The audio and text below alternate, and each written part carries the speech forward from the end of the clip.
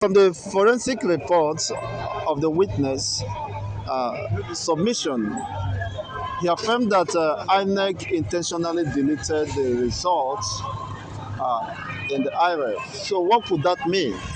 Even after they approached the court for consent, for approval to go on with the deletion, and court could not grant such, and they went ahead to delete it. What is actually happening?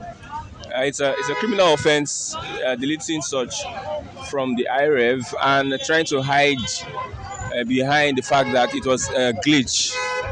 And the Labour Party brought an Amazon engineer that came to testify in the court to affirm that what INEC did, they were lying on oath. You know, when you want to speak to the judge or you want to confess, you have to take an oath. So it is a contempt of court and it's a criminal act.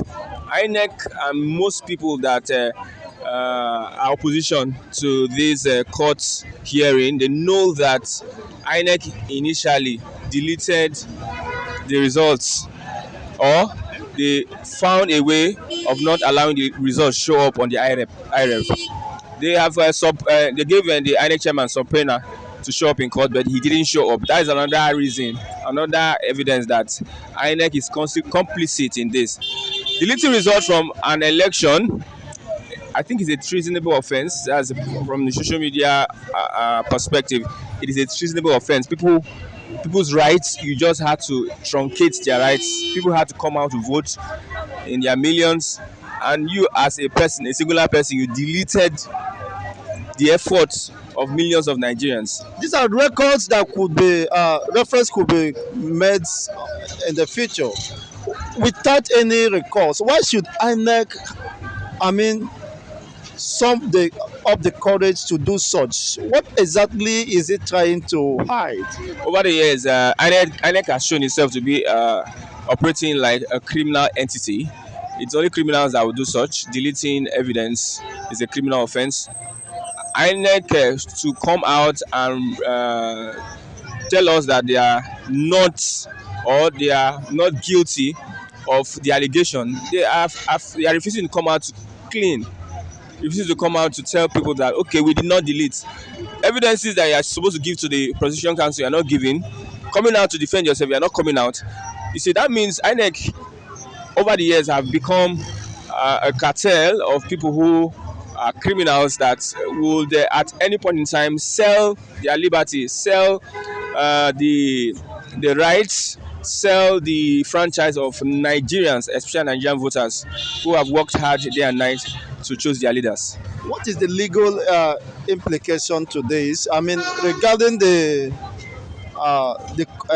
petition, electoral petition tribunal, which that, of course, amount to dismissal of the case, or what exactly could that lead to? Looking at it from two angles. First, the commission is going to, whoever that is involved in that deletion, they are going to face the wrath of the law. And with that, there may be a submission that because of this deletion, there can be a rerun, because they might argue that the deletion will have made Peter Obi win the election. Deleting those results, the result will have made Peter Obi win the election. The argument might make them have a rerun of the presidential elections all over again. And that will possibly cover off most of the shady dealings. And I think the council to P2B are trying to argue their case to the point of reclaiming their mandate. But this moves by INEC and APC seems to forestall such a positive move.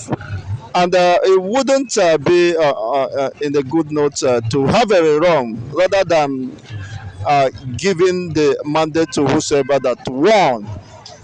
Could this be a subversion of justice? I'm surprised that INEC will want to stoop so low. You know what some criminals do, some hardened criminals do? They prefer to die than to surrender. They prefer to lose all than surrender. That's what INEC is doing. They prefer to destroy evidence than to accept defeat, or to accept that they were wrong, or to present documents to the prosecution counsel.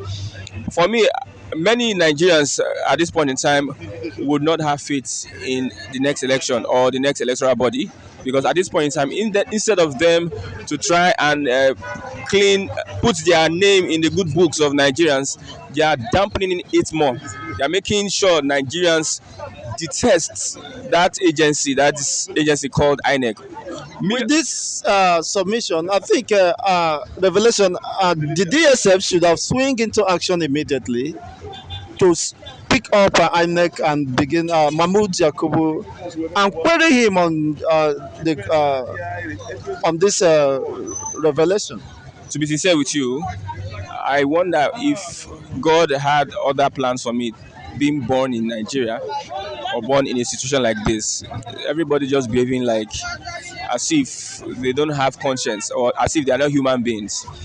Look at the system. Look at what agencies, parastatals that are supposed to uphold the integrity of a nation, they do otherwise. They just do things anyhow. Just select people they arrest and prosecute. Imagine in a democracy, in a society, in an egalitarian society whereby there should be fairness, justice, and equal rights for all. Without even going to the courts, what transpired at the election? DSS is supposed to pick major INEC officials. Look at that Adama INEC commissioner that came to announce results with just a piece of paper. Look at how they had to sweep everything on that. Honestly, unfortunately, and the same INEC Mahmoud Yakubu asked them to go to court if they have felt aggrieved or they are not satisfied with the outcome of the election. What's a war? A zoological republic. That's what I would say. I'm short of words. A zoological republic. Imagine, and you see some people supporting the status quo, supporting the system, defending the indefensible. You see some Nigerians, men, women in their 50s, 60s, 70s, 40s, defending such abnormality. In fact, if I tell you I have anything to say, I don't have any. What they are doing, I don't think there's any recourse or there's any redemption for INEC at this point in time. There's no redemption at all for INEC. By extension, do you think there could be for Nigeria with this development? Let's tell ourselves the truth. From deep down our hearts, if we meditate on it very well, we know that the country is gone. Even the leaders know. Whatever you try and do at this point in time with a failed system. Even the leaders know. By the leaders, you mean the presidents and the House of Senators and what have you. They know that the country is gone. So why are they still keeping it? Pretending to be running a state. Wickedness and having no conscience. Imagine Tinubu coming out for renewed hope and increasing salaries of just politicians and public officials 114%, while workers over the years have been striking over the years, even before democracy, have been striking for increase in wages. But with the deceit by this APC government coming out with renewed hope and continuing in the legacy of Buhari, you increase not even 20%, 114% with the removal of subsidy, with the debt, instead of reducing the cost of governance. What you know is just they know, so that's why they want to enrich themselves and just be in power like dictators and monarchs, like oligarchies. I say it's between the rich and poor. It's not about ethnicity, or it is between the elites and the non-elites, the bourgeoisies and the oligarchs. That's what is playing out. So they know that the country is not going to be good. They just want to take advantage and buy time for themselves and their family, just be at the top echelon. Oh, this is quite unfortunate. Thank you for your submission and your time. I do appreciate. Indeed, this is mind-blowing and very unfortunate. This will, of course, affect the emotional and psychological well-being of the Nigerians. How long could we continue in this endless rhetorics? It is quite unfortunate. Even with the renewed hope, there seems to be no way forward. It's quite unfortunate, and these people could not find their feet. And any responsible government or society must ensure that there is equity and fairness. of course, and the issues of such should not be swept off under the carpet.